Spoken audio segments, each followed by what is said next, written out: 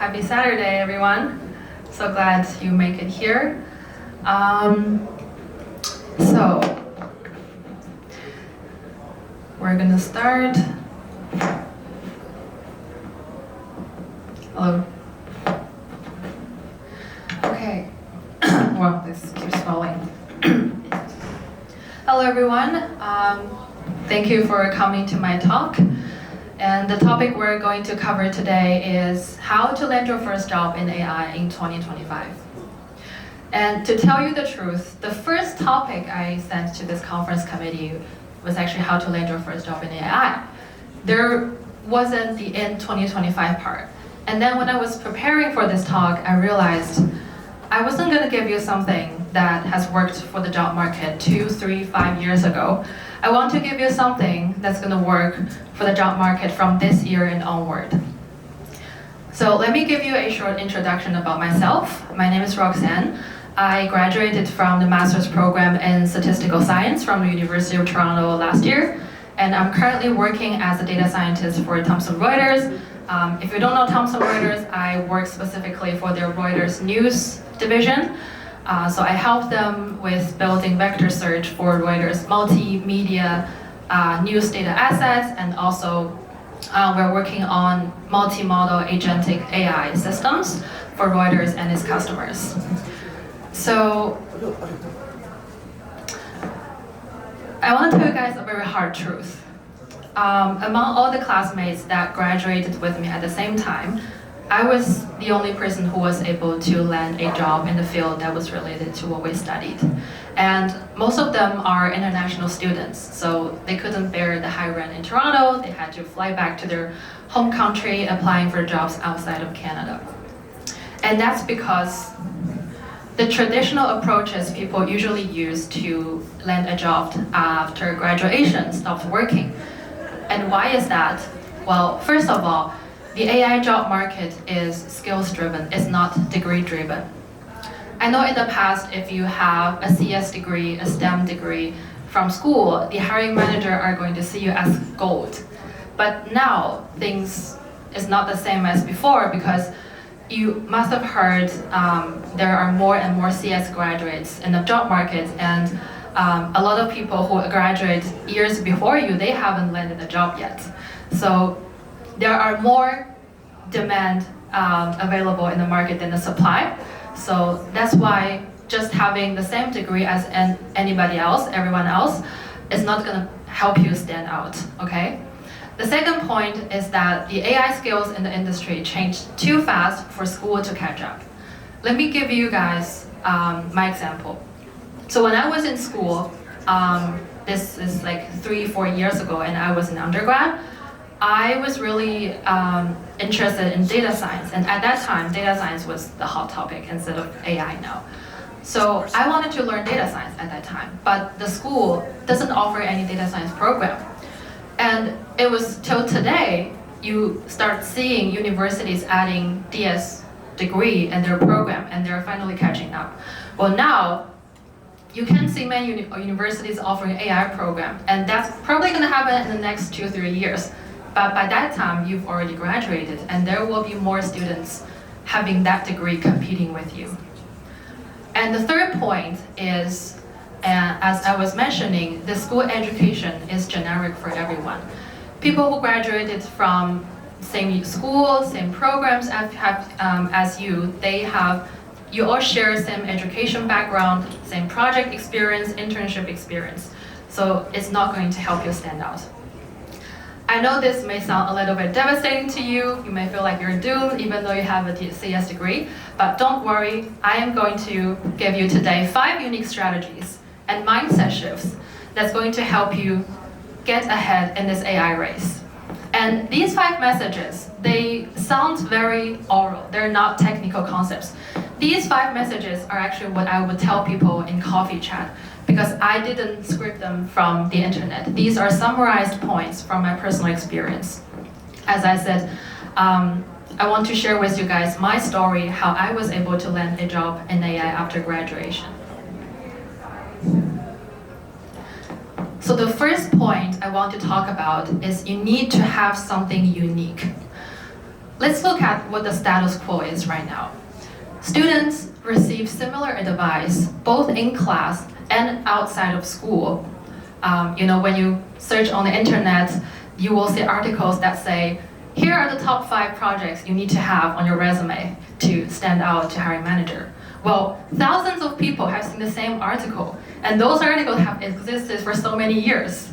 So you guys, if you just follow that same instructions, and you will end up with the same projects as everybody else, it's not going to help you stand out.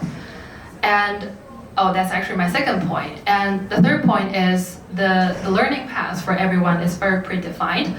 As I said, education in school is very generic, so it's hard for you to think what's going to make you unique in school. So we're gonna hold on to break the status quo. I'm gonna share with you guys my personal story. So when I was in school, and this is graduate school we're talking about, as I said, I'm in the stats department. I wanted to take an elective course from the computer science department in graduate school. So one day, I walked over to my peers in the CS department, and we're actually neighbors, we study on the same floor. So one day, I walked over to their department and I asked my peers there, what courses would you recommend me take if I want to get into AI? And these are graduate students, okay? And they all looked at me and they say, oh, we are all going to take this course that teach you natural language processing or computer vision or 3D image processing course. You might think these courses sound pretty fancy, right? But I thought to myself, aren't these knowledge already being taught by thousands of people on the internet already? Studying those concepts, these concepts are so easily accessible on the internet that studying it in school will not add any value to it. So I said thank you to them, and I walked back to my department. I sat down, I did my own research. So there was this course offered by the CS department, and it's called Advanced Data System. Well, you might think, what's the point of taking a database course if you want to get into AI? Well, if you think about it, in my perspective, these AI models, they are prototypes, they are concepts, proof of concepts that's floating on top of a foundation. And what that foundation is database. If you think about the hot topic today, RAG, right? Retrieval Augmented Generation, how does it work? The only way those AI models could work is if you have database that's sending the model information, answers you want to get out from the model. So I took the Advanced Data System course, although my CS department peers, they didn't take that. And turned out I made a successful bet because I learned from that course a very important concept about vector database, and that's actually powering the RAG system we're all talking about today. And the school project, the course project I did in that course, is called it's something called using LLM to answer questions from a knowledge graph constructed from multiple financial documents. And it was that project that caught the attention of my hiring manager. She said to me, it's because you have something unique in your resume that a lot of the other candidates don't have. She has seen so many projects on, using deep convolution neural networks to classify images or build a chatbot to answer questions. Those projects she has seen so many times, and there's no uniqueness in those projects. And it was because the uniqueness in my project that aligned with where that company was trying to go at that point. And that's how I was able to land that job, because I had something unique.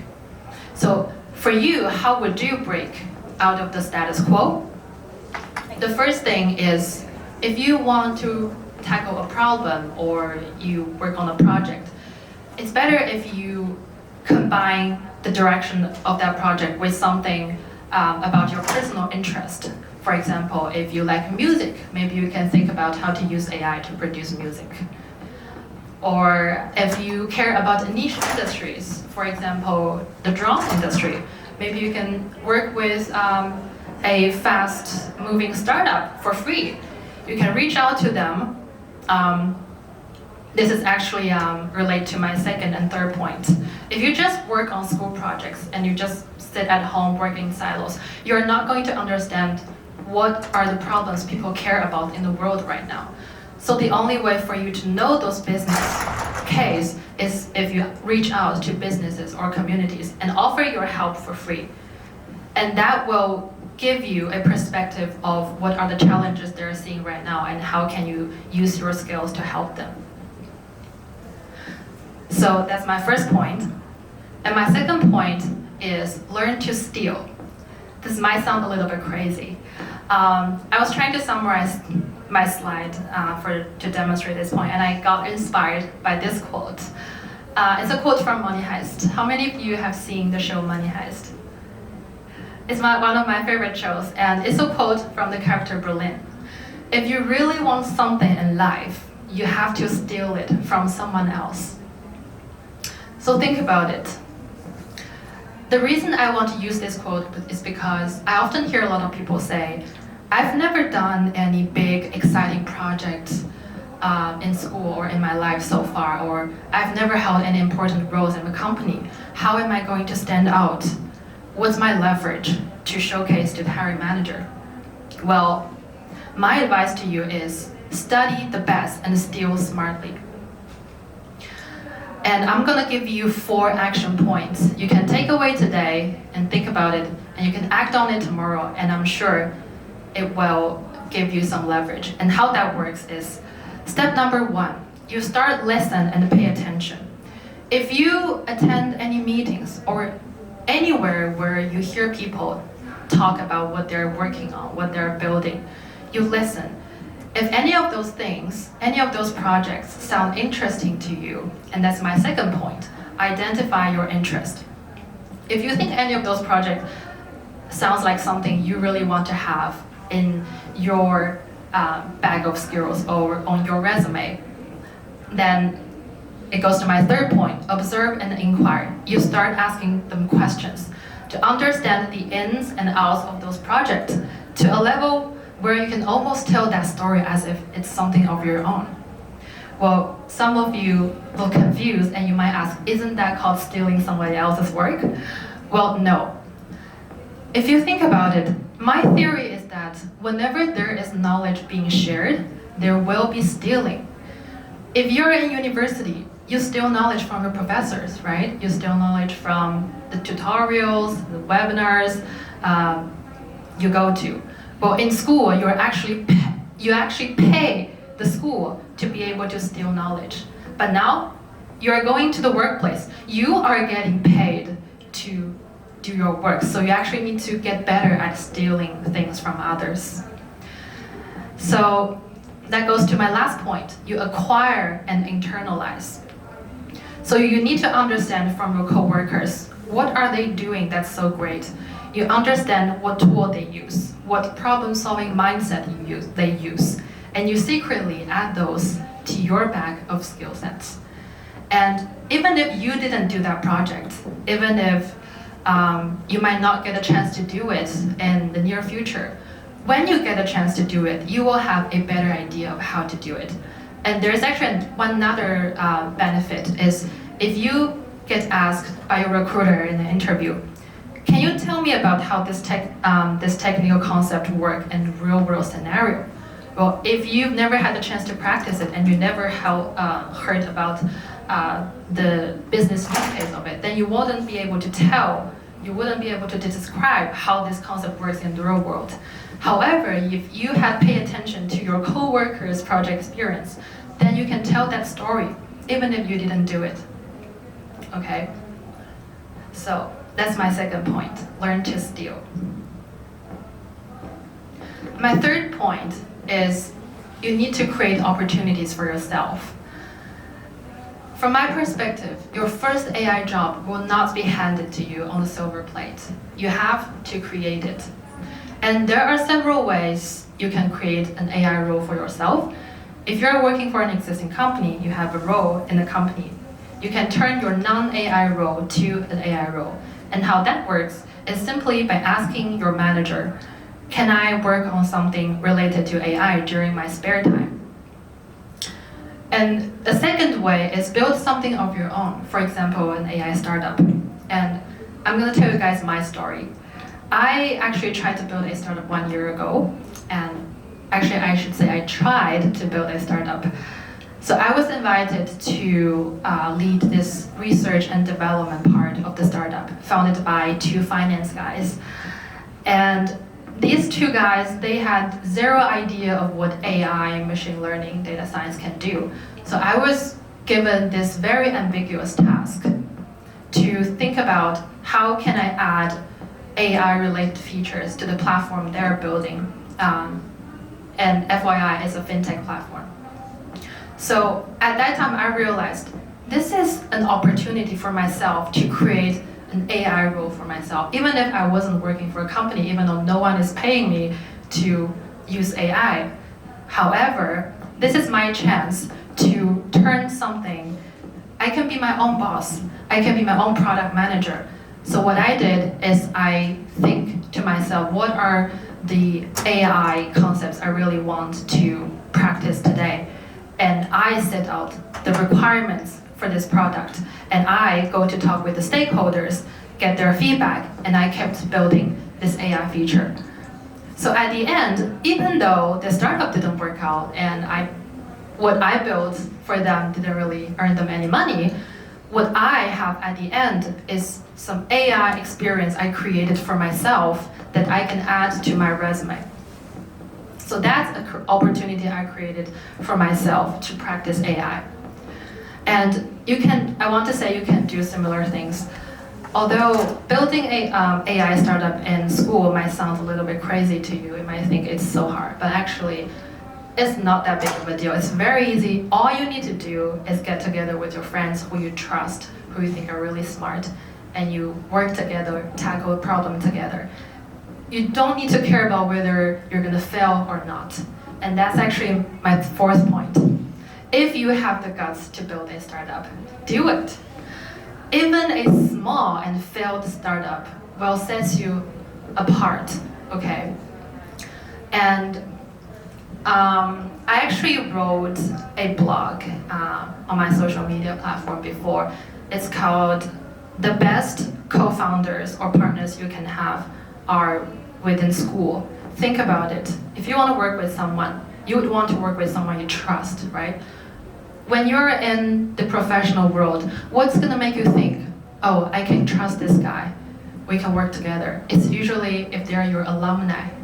If you met them at some other event and you guys have already talked before. So the only place where you can get those people is if you're still in school. In school, not a lot of people will want to stab you in the back, as there is in the professional world. So you can trust them and build something with them. And as I said, even if it's something small, it could start from a school project and you can expand on it. And all you need to do to expand a school project to a startup is go out, ask people in the real world, is what you are building solving their pain point? And that's what you need to turn a school project to a startup. And by the way, that's called user interview, and you will understand what that means if you try to do it one day. And feel free to reach out to me to ask questions if you want to know more about the startup I tried to build. And the other important perspective I learned from building a startup is called the hiring manager perspective. Think about it. If you're a job applicant, you always sit on one side of the table. You are asked questions, behavioral questions, technical questions. And it's up to the judgment of the hiring manager to decide if what you have align with what the company is trying to do. And you might never know whether the answer you give is a good or bad answer. However, if you build a startup, then you are going to need help, right? You are going to need more people to work with you.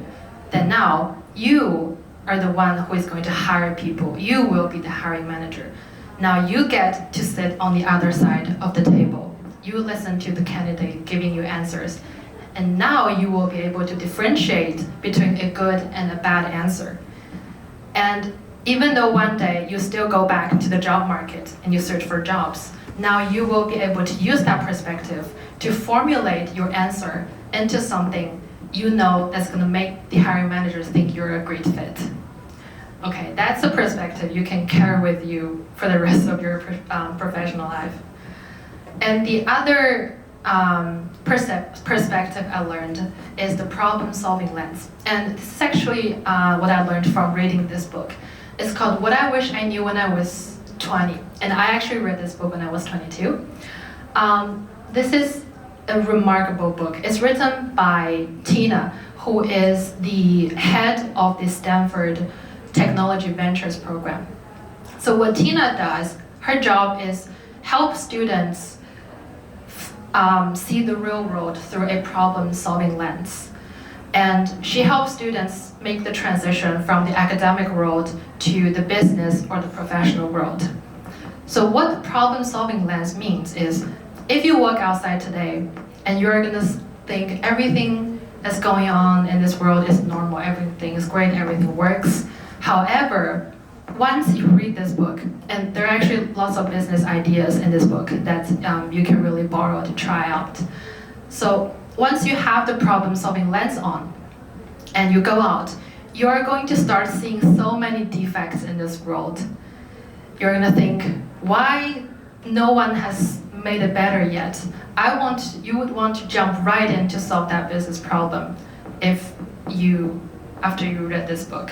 And you will know what I mean. I highly recommend this book. So the last slide, or the last strategy or mindset shift I want to give you guys is, if you're still students, by the way, no more good student thinking. And what that means is, as I was saying, school education is very generic. You need to focus on what truly adds value to you. Let me give you an example. So, as I said, I come from the statistic academic world.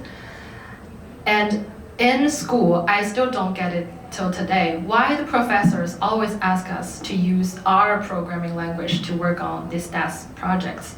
It doesn't make sense, because if you want to get a job in the professional world, they would ask you to use Python, right? So it didn't make sense to me, and I'm not asking you to refuse to your professor or start rebelling. I'm just asking you to think about whether they're asking you to do is really what you need. And this is especially important if you're in graduate school. And a lot of my classmates from my graduate school, they came to Canada for the first year, and they think, oh, I need to behave like a good student, I need to get good grade, I need to listen to my professors. However, the professors in graduate school, I want to warn you, what they care is to train the students continuously for the academic world. So if your goal is to get out of the graduate school and get a job, then you really need to think, is what this professor asking you to do aligned with your goal? Are the skills they're asking you to acquire what you need in the real world? If not, then go talk to them. Because what I did is I walked into the professor's office and I explained to him, I understand you want us to practice R, and I know it's important for the PhD students to use that for experiments. However, a lot of the students in this program, they're actually trying to get a job after graduation. So it's important for us to practice Python right now. Because if we just continue using R and we go out and we want to get a job, then we won't have Python-based projects on our resume to show to the hiring manager. So that professor was very understanding, and he agreed to my request, and he relaxed the requirements for all my classmates. So everyone, depending on your goal, if you want to continue in the academic world, you can keep using R. If you want to get a job, you're free to use Python if you want. So again, I'm not asking you to disobey your professor, just think about it. Not necessarily everything they say is what you need, okay? And my third point, because I already talked about the second point, my third point is every project you do starting from today needs to have impact on the audience. What that means is you can do research projects or any proof of concept project at school, but you really need to think about how will that project, if it works out, how will the results of it benefit the human being? And why is that important is because the hiring manager is going to ask you about this. What's the impact of your work? Why do you think it's important? So remember that, and remember your project needs to have a goal, a clear goal, and a clear audience for it. And my last point is there are tools existing in this world that you can use to make your lives easier. And I really want to recommend one tool to you guys today. How many of you guys are already using AI tools to help with your Q&As or interviews or anything? That's great.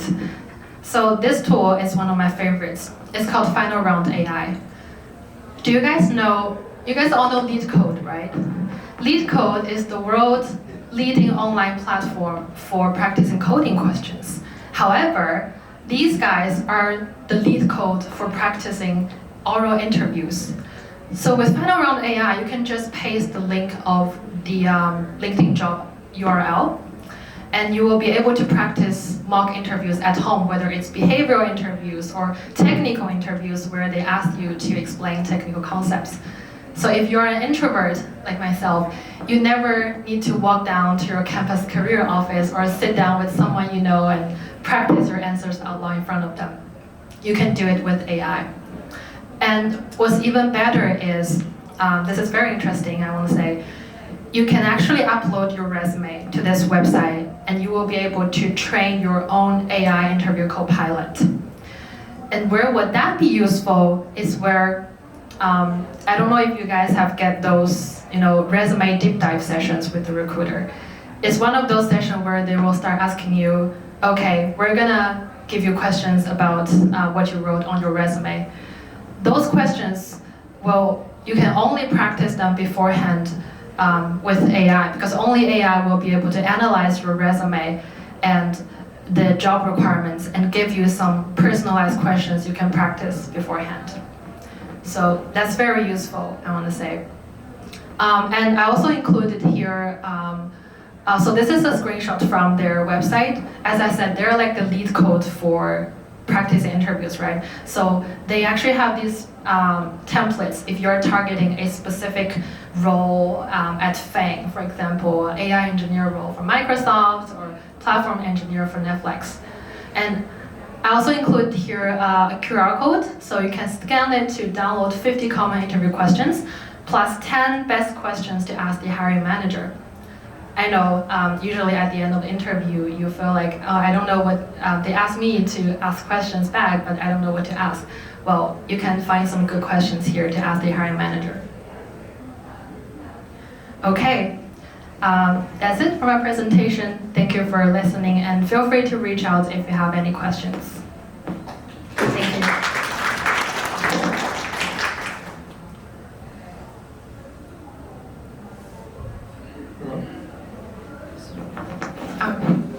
This person has a question. Who's asking the question?